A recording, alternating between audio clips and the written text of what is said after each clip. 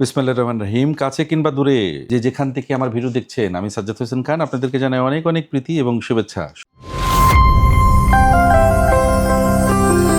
Tisha international overseas limited, বিশ্বস্ত এবং আস্থার প্রতীক।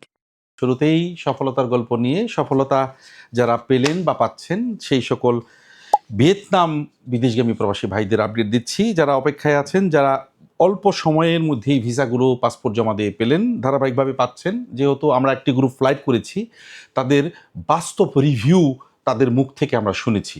আসসালামু আলাইকুম। আমরা ভিয়েতনাম আসছি 9 জন যাত্রী, সর্বপ্রথম ফ্লাইট মেহেরিমা ওভারসিজ থেকে আসছি, Sajjad and travels.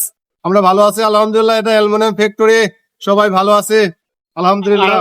RL number মনে রাখবেন 1185, Meherima overseas and Tisha international.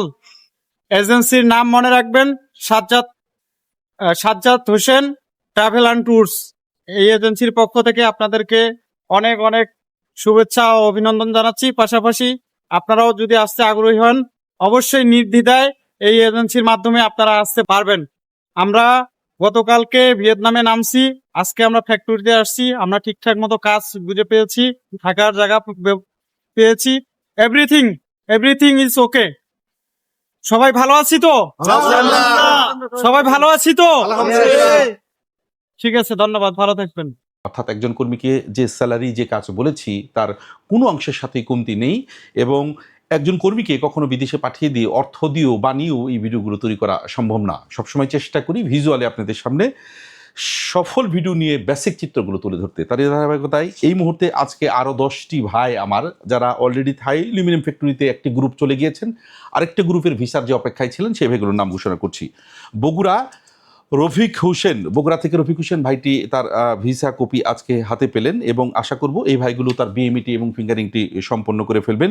Noakhali থেকে মোস্তফা, এই ভাইটিও তার থাই অ্যালুমিনিয়াম ফ্যাক্টরিতে ভিয়েতনামে ভিসা পেলেন। ফেনী থেকে মনির মিয়া, এই ভাইটিও পেলেন, এবং নরসিংদী থেকে রবিন, এই ভাইটিও তার ভিসা কপিটি হাতে পেলেন। Not a war permit, direct visa copy যারা হাতে পেয়েছেন, আমি শুধু সেই সফলের গল্প নিয়ে বলছি।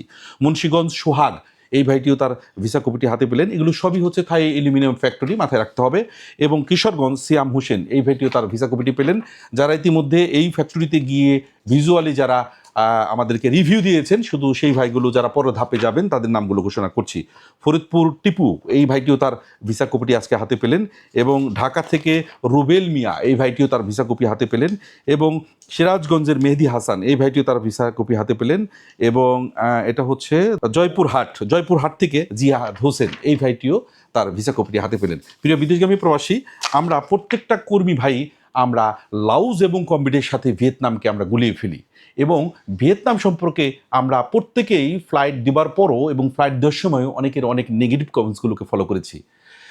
আমরা শতভাগ নিশ্চিতের সাথে বলতে পারি প্রত্যেকটা কর্মী বাংলাদেশ বিএমইটি করে এবং বৈধভাবে ভিয়েতনামে আমাদের যে হানই দূতাবাস রয়েছে সেখান থেকে বৈধ অ্যাটেস্টেশনের মাধ্যমে এই কর্মীগুলো একটি নির্ধারিত ফরেন কোম্পানিগুলোতে, ফরেন ফ্যাক্টরিগুলোতে যাচ্ছে।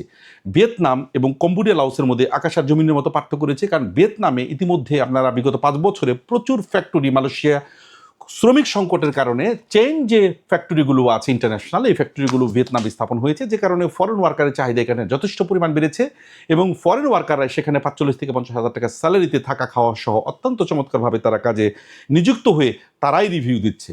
আমরা শুধু ভিসার গল্প বলবো, কিন্তু দিন শেষে যে সকল কর্মী সেখানে গিয়েছেন তাদের সফলতার গল্প বলবো না, এবং তাদের মুখ থেকে রিভিউগুলো শুনবো না, তা তো হতে পারে না। তাই ভিয়েতনামে যারা ভিসা পেলেন, এবং সবসময় আমি খেয়াল করছি ভিয়েতনাম সহ আমরা ইতিমধ্যে দেখেছেন 20 জন লোককে আমরা সাভা সারোয়াকের নামে কোচিংয়ে আমরা ফ্লাইট করেছি, যে কর্মীগুলো মূল মালয়েশিয়াত নয়, আরেকটি প্রভিন্সে, অর্থাৎ রিমি পাওয়ার ইঞ্জিনিয়ারিং কনস্ট্রাকশন কোম্পানিতে যারা গিয়েছেন, যেখানে আমাদের আরও 100 ডিমান্ড রয়েছে। আমরা প্রত্যেকটা কর্মী সেখানে যাওয়ার সাথে সাথে কোম্পানি রিসিভ করে, তাদের মেডিকেল চেক আপ করে, তাদের ইন্স্যুরেন্স রেডি করে অলরেডি তারা কাজে নিযুক্ত হয়েছেন। এখানে 2 জন কর্মী নিজ দায়িত্বে মেডিকেল করার কারণে 2 জন কর্মী হয়তোবা সঠিক কোনো মেডিকেল সেন্টার থেকে মেডিকেল করে আনফিট হয়েছে।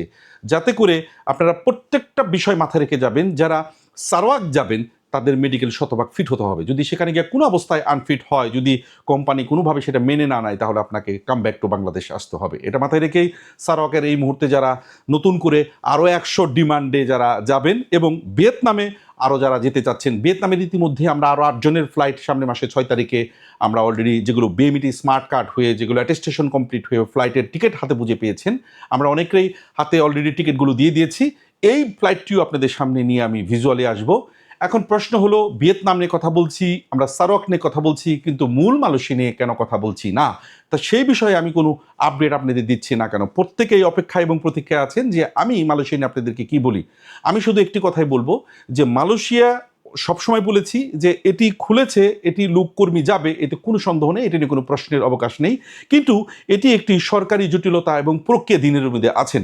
ইতিমধ্যে আজকে কোর্ট থেকে অনেকগুলো এজেন্সির বিরুদ্ধে একটি রায় প্রকাশিত হয়েছে, যে রায়ের কপিটি একটু আগে আমি ভালো করে পড়ে দেখে শুনে বুঝে নিলাম। অর্থাৎ আমাদের মাননীয় প্রবাসী কল্যাণমন্ত্রী এবং আমাদের প্রতিমন্ত্রী নুরুল হক সাহেব, আরিফুল হক সাহেব সহ তাদের এই দেশ থেকে সঠিকভাবে কর্মীগুলো পাঠানোর ব্যাপারে কোনো প্রকার কৃপণতা নেই। তারা যান প্রাণ দিয়ে তাদের চ্যালেঞ্জটা যে ছুড়ে দিয়েছে, এই মাসের মধ্যে আমরা মালয়েশিয়া ডিক্লারেশন দিয়েছি পাঠাবো, তারা সমস্ত প্রক্রিয়ার সরকারি যত নীতিমালা আছে সব কিছু ফলো করে কর্মীদের মূল মালয়েশিয়ার ব্যাপারে ওপেন করার ব্যাপারে প্রাণপণ চেষ্টা করে যাচ্ছেন, এবং এজেন্সিগুলো লেগে আছেন যাতে করে নির্ধারিত ঘোষণা মাসের মধ্যেই আমরা যেন একটি ভিজুয়ালি চিত্র আপনাদেরকে দেখাতে পারি, এবং তারই ইন্টারনালি বিভিন্ন যে বাধ্যবাধকতাগুলো আছে সেগুলোকে সলভ করার জন্য যা যা করা দরকার করছেন। কারণ এই সরকার কোনো অবস্থাতেই, অর্থাৎ আমাদের মাননীয় প্রধানমন্ত্রী তারেক যে সরকার, কোনো অবস্থাতেই চাচ্ছে না যে অস্পষ্টতা, অসত্যতার কারণে, দুর্নীতির কারণে মানব প্রচার হয়ে যে দায়বদ্ধতা উক্ত কোম্পানি এবং দেশের উপর আসছে, আমাদের এজেন্সির উপর আসছে, দ্বিতীয়বার যেন সেই বিষয়টি আর না হয়। এই স্বচ্ছতা সঠিকভাবে করার জন্য, মাইগ্রেন্টস কস্টগুলো কম করার জন্য, সকল এজেন্সি যাতে বৈধভাবে আপনাদেরকে মূল মালয়েশিয়াতে প্রেরণ করতে পারে, তার সমস্ত প্রক্রিয়াগুলো সিস্টেমে আমি আপডেট দেখছি। ইতিমধ্যে যে সকল মালয়েশিয়া হেলথ মিনিস্ট্রি থেকে মেডিকেল সেন্টারগুলো বেস্টিনির মাধ্যমে যেগুলো নিবন্ধনমুক্ত আছেন, মালয়েশিয়ার মাধ্যমে যেগুলো নিবন্ধনমুক্ত আছেন, অলরেডি তাদের সফটওয়্যার বেজের কাজের যে আপগ্রেডিং চলছে। অতএব এরপর থেকে আর বোঝার বাকি নেই যে মালয়েশিয়ার মূল শ্রম বাজারটি খুলতে খুব বেশি দেরি নয়। কিন্তু মূল মালয়েশিয়া খোলার আগ পর্যন্ত সারোয়াকে শুধুমাত্র কনস্ট্রাকশন কোম্পানিতে আমাদের যে ডিমান্ডটি আছে, আমরা কনস্ট্রাকশন লেবার 1700 বেতনে, এটা মূল মালয়েশিয়া শুরু হওয়ার আগ পর্যন্ত নিয়মিত আমাদের ডিমান্ড এবং ফ্লাইটে চলমান দৃশ্যমান থাকবে। এবং নতুন আরও কোনো আপডেট, নতুন আরও কোনো বিষয় যদি থাকে, আমি হাজির হব আপনাদের মাঝে। আবারও চলে যাওয়ার আগে আপনাদেরকে বিশেষ আপডেট দিয়ে যাচ্ছি, যারা ভিয়েতনাম যাবেন চোখ বুঝে কর্মীদের রিভিউ দেখে একটি ভালো এজেন্সি থেকে যাবেন, সেটা যে কোনো এজেন্সি থেকে হতে পারে, যেহেতু সবই ফ্যাক্টরি ভিসা, সেখানে নিশ্চিন্তে এই মুহূর্তে যেতে পারেন। এবং যারা সারোয়াক যাবেন, সারোয়াকে গেলে বাস খেতে হবে, হারিকেন নিয়ে যেতে হবে, বেতন পাবে না, সেটা পোর কান্ট্রি। এই সমালোচনাগুলো একটা শ্রেণী আছে যারা ইলিগালভাবে মালয়েশিয়াতে বাস করে, যাদের কর্ম নেই, কাজ নেই, অন্যের সমালোচনা করে, তাই সেদিকে কান দেওয়া যাবে না। এজেন্সি অলওয়েজ কর্মীদের সাথে সঠিকভাবে কাজ করার চেষ্টা করে, তবে কিছু অসাধু এজেন্সিও আছে যারা ভিজিট বিষয়, হাই প্রফেশন বিষয় সহ বিভিন্ন কর্মীদেরকে মালয়েশিয়াতে মানব প্রচারের মাধ্যমে যেগুলো কর্মী প্রেরণ করে, তারা সেখানে গিয়ে কোম্পানি পায় না, কাজ পায় না, এবং তারা দিন শেষে শুধুমাত্র আত্মসমালোচনা ছাড়া আর কিছুই করতে পারে না। তাই সমালোচনা নয়, একটি বৈধ ওয়ার্ক পারমিট থাকলে মালয়েশিয়াতে আপনার শতভাগ কাজ রয়েছে। যার বৈধ পারমিট নেই তার মালয়েশিয়াতে কোনো উপায় নেই। তাই বৈধভাবে, বৈধ একটি কোম্পানি দেখে, বৈধ কলিংয়ের মাধ্যমে, বৈধ বিএমইটির মাধ্যমে, আমাদের দূতাবাস থেকে অ্যাটেস্টেশনের মাধ্যমে বৈধ পথে যাবেন, বৈধ পথে রেমিটেন্স পাঠাবেন, এটাই প্রত্যাশা রইল। ধন্যবাদ।